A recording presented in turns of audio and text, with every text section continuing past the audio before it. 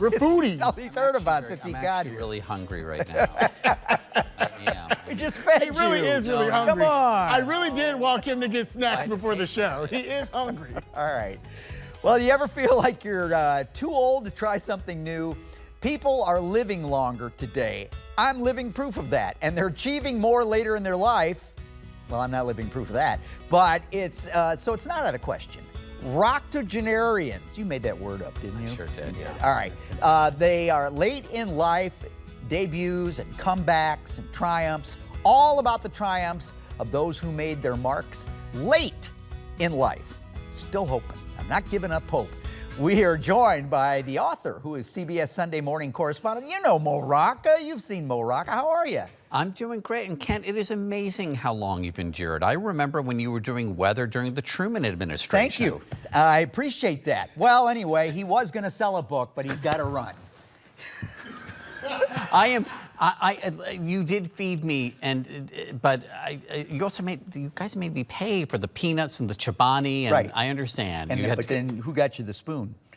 Damon got me the spoon. Damon got you the spoon. Yeah, all that's right. true. So Thank you for that. Tell us what a Roctogenarian is. A Roctogenarian is somebody who does not accept the conventional wisdom that the last third of your life is some time for wrapping things up, winding things down. It's nonsense. I don't know where this came from, but people are living longer than ever. Life expectancy is back up. It's going to continue rising.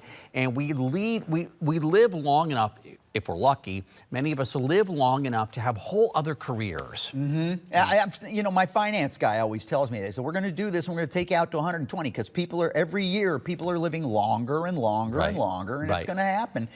And I'm not so sure I want to live 120 years, but I don't want to know what this world's like at that point. But you do so many great profiles and features on CBS Morning, Sunday morning.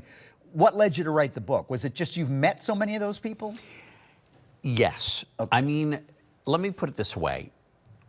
Old people are my jam. Okay. There's no other way to put it. And I've been profiling older people for a very long time. They have better stories. And the one thing I've learned is that the older people get, the less they care about what other people think of them. And that's very liberating. Right. And I think it's no surprise then that this book is filled with people who just went for it late in life. Right. Because I don't think you're in your head as much when you get older. And so, I mean, I'm looking forward to getting even older. I mean, first of all, I think my hair looks great. It's never looked better. But, you know, to not check care. That one too. I'll give you that. Okay, thank you. And to not care. I think a lot of younger people get caught up. They crowdsource who they are, what they want to do.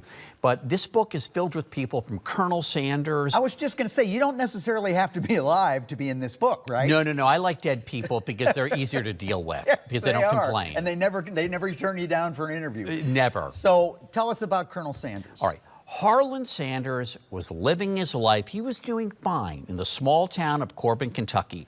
He had a Shell station / chicken and biscuits joint. Okay. Then in the 1950s, a highway comes through Kentucky. It bypasses his restaurant. The bottom falls out.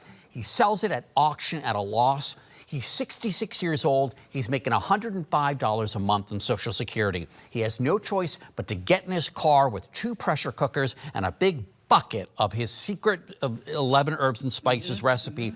He goes town to town, restaurant to restaurant. He's cooking for people, getting them hooked on the recipe. Within 8 years, he's 74 in the face of a Kentucky Fried empire of 800 outlets worldwide. And it didn't start until the age when a lot of people would have retired. Exactly, and we see this over and over again because these are people who don't look backward. They're just looking, they're in the moment, they're in the zone. I was just going to ask you, did you see any one single common thread that connects all of these people who seem to thrive in their older years? So they're not looking backwards. They're not sitting around taking victory laps, playing highlight reels of their greatest hits.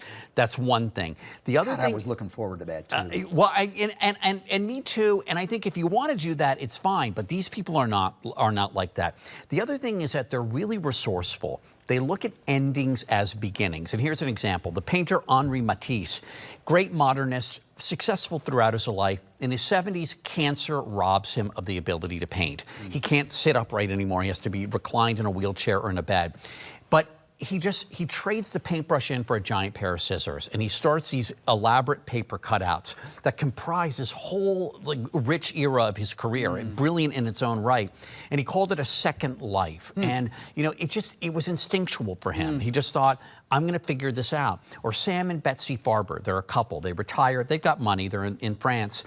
She's trying to make an apple tart with a peeler, and her arthritis is not allowing her to do it. She and her husband and another collaborator get together, and they create the OXO Good Grips peeler. It launches an empire of universal design and these appliances, gadgets that are easier to use. So again, these are people they don't go, oh, I've run into a wall, I'm going to give up. Yeah.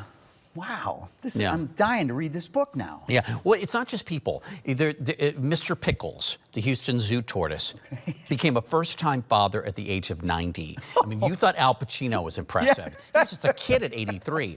That's Mr. Pickles, awesome. And Mr. Pickles, 3 kids named Dill, Gherkin, and Jalapeno. And he made the book. The turtle made the book. The turtle's in the book? He's going to live until 150, so he'll have a lot more kids. He's going to be like the Nick Cannon of tortoises. Listen, get yourself a copy of this book. Get it. Or the audio, Kent, the audio book is recorded by me. We cannot mess around anymore. This is on audio book, this is in print, this is digital. All right. You got to get this book. If you want a happy life past the age of 65, there's only one thing you got to do is get the book. Buy the book. Yeah. All right, Roctogenarians, Life in Life debut. What is it? Late in Life debuts. Comebacks and triumphs. Online at SimonandSchuster.com. Like fruit or vegetable today. You can also find it at other retailers like Amazon and Barnes & Noble. Salted cashews. Available in hardcover and as an audio and ebook. We'll also post this segment following the show at firstalert4.com/MySTLLive. Thank you for coming here. It's a pleasure to meet you. Pleasure to meet you. He's a hoot, and I love that. And he's great on the show on Sunday morning. You gotta watch him. Yeah. He really is. We're going to turn in. All right, well.